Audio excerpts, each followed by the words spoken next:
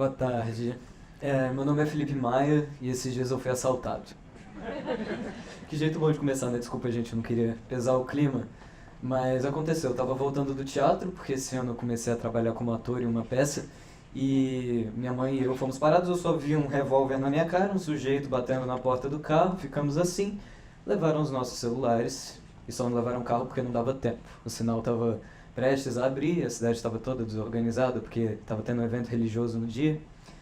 Enfim, mas sem drama também, né? Todo mundo aqui já foi assaltado. Alguém aqui nunca foi assaltado? Nossa, bastante gente até. Sei lá, né? Que virou normal. Aí eu cheguei em casa, abri o laptop, porque eu tinha que abrir um boletim de ocorrência. A primeira imagem que eu vejo é um negócio super pesado, assim, de violência mesmo, sabe? Não vou nem descrever aqui porque não vale a pena, mas é o tipo de coisa que não se espera ver depois de um dia de trabalho, de estudo, de lazer ou o que seja. A gente é atropelado por uma cultura de choque que viola a nossa rotina. A nossa formação de subjetividade, a forma como a gente se enxerga no mundo é completamente alterada por um bombardeio informacional massivo e constante que é completamente pautado no horror, na tragédia e na certeza de que o mundo está mesmo acabando. E a gente foi ficando pessimista, né? Cínicos. Em 67, o Guy Debord já falava que a principal produção da sociedade atual é o espetáculo, que ele fabrica sujeitos. É verdade, a gente é fabricado. As redes sociais hoje são dispositivos que moldam os nossos interesses, as nossas relações, os nossos afetos. Está todo mundo aglomerado no mesmo ambiente, um ambiente digital de comunicação limitada, que aos poucos vai atrofiando a nossa consciência.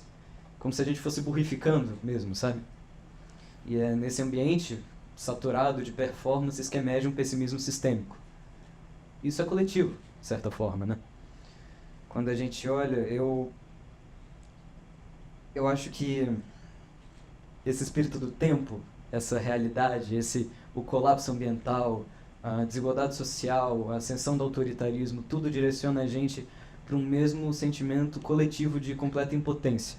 É como se já não tivesse mais jeito, já não tivesse o que fazer.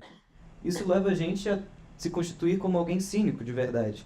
Esses vídeos de 20 segundos do TikTok, os stories do Instagram, o nosso sofrimento vira conteúdo e qualquer autenticidade é substituída por uma ironia sádica. Ao mesmo tempo que inocente às vezes, porque será que a gente é mesmo responsável pelo declínio completo da nossa esperança? Eu acho sinceramente que o cinismo e a apatia são só respostas naturais a essa realidade trágica, fragmentada, registrada nos seus mínimos detalhes que a gente vive. Quando eu falo sobre cinismo, e que eu vou falar muito ainda aqui, eu não me refiro só a uma postura descrente e irônica em relação à vida, mas a uma consciência do absurdo que a gente vive que não desperta nenhum tipo de ação voltada à mudança, à ruptura, à adaptação, que seja.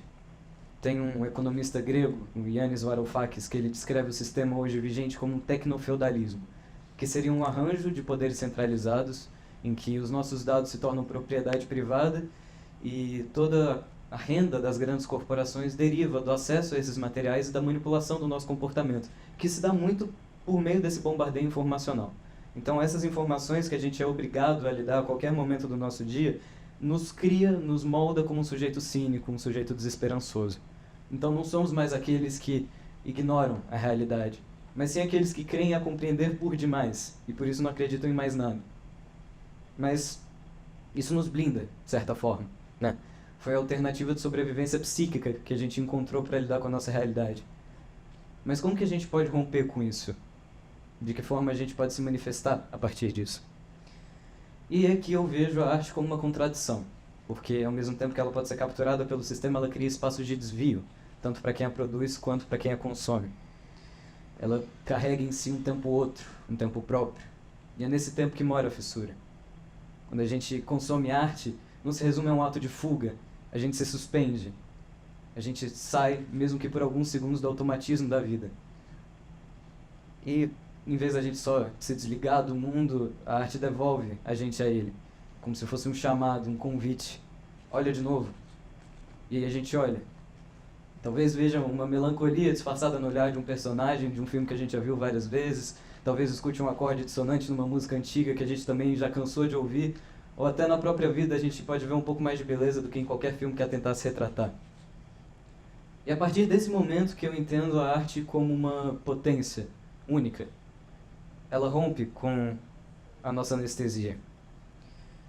Eu vi um filme, recentemente, Dias Perfeitos, do Wim Wenders. Alguém já viu? Vejam! Muito pouca gente já viu, é muito bom. E o que mais me pega nesse filme é que nada grita ali. Não existe um grande plot twist, não tem frases de efeito, cenas de violência. Aquilo ali é quase que um exercício de atenção plena, que nem o David Lynch chamava. E é justamente nessa repetição, nesse tempo desacelerado, que o filme convida a gente a ver, a olhar de novo, com calma. Tem momentos que ele tira foto numa praça no fim de tarde, porque o protagonista é um funcionário que limpa banheiros públicos em Tóquio, e ele chega em casa todos os dias e rega as plantas e lê o livro dele, e no caminho para o trabalho ele coloca uma fita cassete para ouvir as músicas dele na mídia física. E é justamente isso. Tem uma entrevista que o Wim Wenders falou que esse filme seria uma ode à solitude, ou então que tudo ali parecia sagrado. E é essa sacralização do que a gente entende como ordinário que rompe com o nosso cinismo. É uma arte que não aliena, mas que devolve a gente a vida. E é claro que nem toda forma de arte consegue oferecer pra gente esse desvio sensível, né? Existe uma arte que é completamente voltada à lógica de mercado, à lógica do espetáculo, mas o que eu quero falar aqui hoje é justamente o contrário. É como que a gente consegue se manifestar pela arte, se reconhecer na arte de forma a romper com esse cinismo que a gente é obrigado a viver. Se tudo que a gente tem já não é mais possível para corrigir os nossos erros, todo espaço cabe aquilo que ainda não foi criado. No começo desse ano, eu comecei a ensaiar uma peça de teatro, como eu falei mais cedo, num ambiente muito familiar e com um tema muito pessoal. Era eu, minha mãe e minha madrinha. E me chamaram para participar e eu reagi meio relutante, porque eu estou no 3º ano do ensino médio, né, vestibular, a cabeça a mil, não vou fazer isso. E aceitei. E que bom que aceitei. Acabou que trabalhar os fins de semana me devolveu um prazer e uma energia que eu só lembrava de ter naquela época que a vida era só correr no pátio da escola ou andar de bicicleta e ralar o joelho. Tem uma frase da Clarice Lispector que ela fala: faz de conta que a infância era hoje prateada de brinquedos. E eu fiz. Eu fiz de conta por 3 meses que a vida era muito mais do que se mostrava ser. Até que ela de fato se mostrou muito mais. De alguma forma, o faz de conta me trouxe de volta para a realidade. Mas não é só isso que me encanta e que me transforma de certa forma. Eu sempre gostei muito de fotografia, e às vezes eu lembrava do privilégio que é morar do Rio de Janeiro e ia até a praia tirar algumas fotos do pôr do sol. Mesmo com a roupa mais inapropriada possível, de calça, casaco, só estava eu lá sentado na praia com uma câmera, fazendo o que dava para fazer. Eu gostava muito quando tinha pássaros, porque eu gostava de olhar, eu tentava fotografar, mas era raro eu conseguir. Eu gostava de acompanhar os casais com o olhar, muito com o olhar, às vezes com a câmera, mas nem sempre. Eu gostava dos pais com as suas crianças, da luta contra a marola, da maresia, da inocência.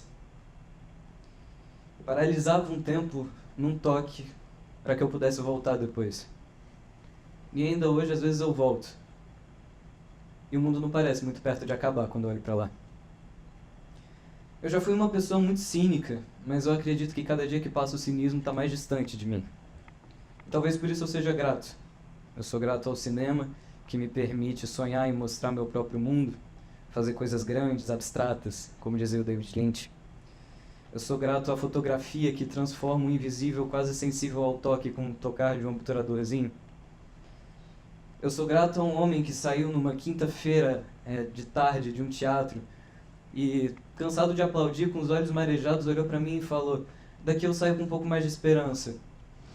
E talvez não fosse esperança suficiente para salvar o mundo, talvez não fosse esperança suficiente para preencher todos os cantos dessa sala, mas talvez fosse para que ele chegasse em casa e não sentisse que o mundo não tinha mais jeito.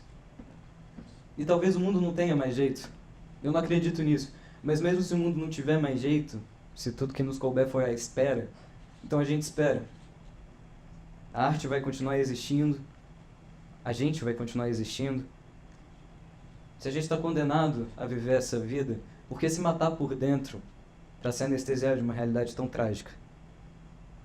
Se mais nada do que a gente tem é suficiente para nos salvar da nossa própria tragédia, todo espaço pertence àquilo que ainda não foi criado. Todo espaço pertence àquilo que merece ser visto, para que a gente viva de fato com tudo que a gente tem. Obrigado. Valeu.